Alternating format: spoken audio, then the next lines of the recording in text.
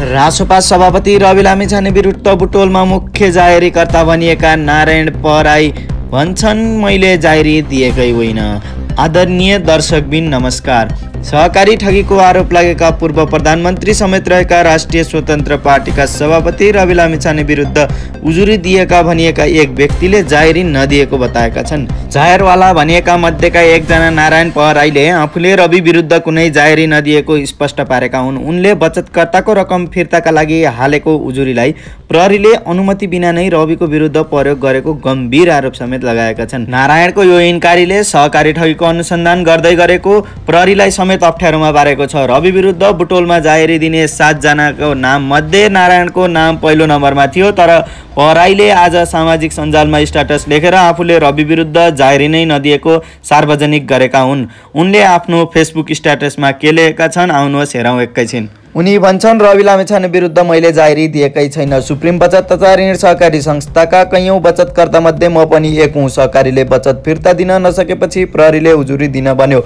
र इलाका प्रहरी कार्यालय बुटोलमा उजुरी दिए। मेरो उजुरी कोही व्यक्ति लक्षित थिएन, बचत फिर्ताका लागि मात्रै थियो। एक वचन नसोधी सहमति समेत नलिई प्रहरीले मलाई नै मुख्य उजुरीकर्ता कसरी प्रस्तुत गरेर अनुसन्धान प्रतिवेदन बनाएछ। नारायण बहादुर पहराई समेतको जाहेरीले वादी पर नेपाल सरकार भनेर रूपन्देही जिल्ला अदालतमा मुद्दा पनि चलाइयो। बचत फिर्ताको आग्रह बाहेक कुनै व्यक्ति विरुद्ध किटानी जाहेरी दिएको पनि थिइन, तर रवि लामिछाने विरुद्ध मैले नै किटानी जाहेरी दिएको कसरी प्रचार गरिएकै छ। यो प्रचारमा सत्यता छैन।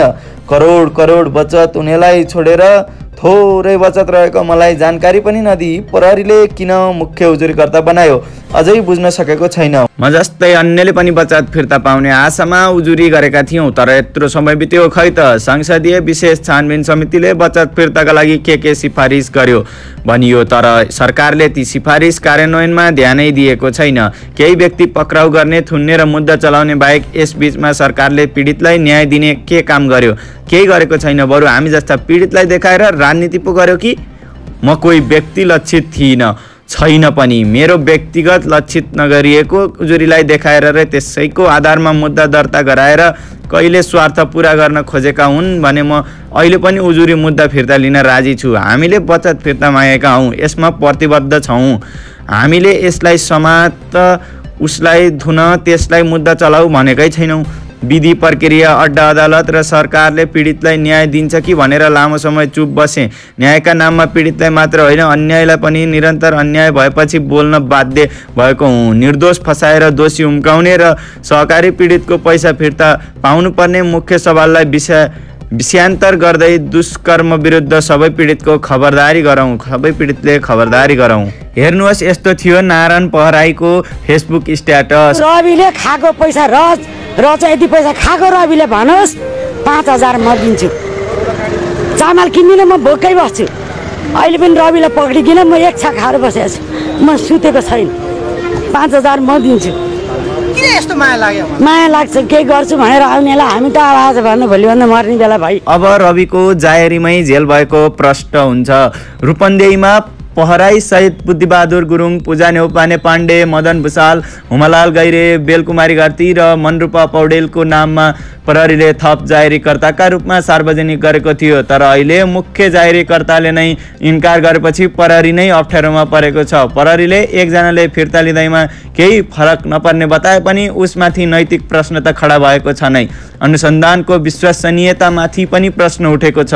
रूपन्देही जिल्ला अदालतमा मुद्दा दायर हुँदा इलाका प्रहरी कार्यालय बुटोलमा डिएसपी विजयराज पण्डित प्रमुख थिए। पहराई सामान्य होटल व्यवसायी हुन्। उनले बुटोलको सुप्रिम सहकारीमा मासिक रु 1000 रुपियाँ जम्मा गर्ने गरेका थिए, तर अहिले उनको पैसा डुबेको छ र उनी निरन्तर न्यायका लागि अदालत धाइरहेका छन् र मुद्दा मामिलामा मुछिरहेका छन्। रवि विरुद्ध यो सबै सरकारको साजिस हो भन्ने कुरा यही फेसबुक स्ट्याटस र यो झेल जाहेरीले प्रष्ट रूपमा देखाउँछ र यो झेल नै हो भन्नेमा हामी पूर्ण विश्वस्त भइसकेका छौँ।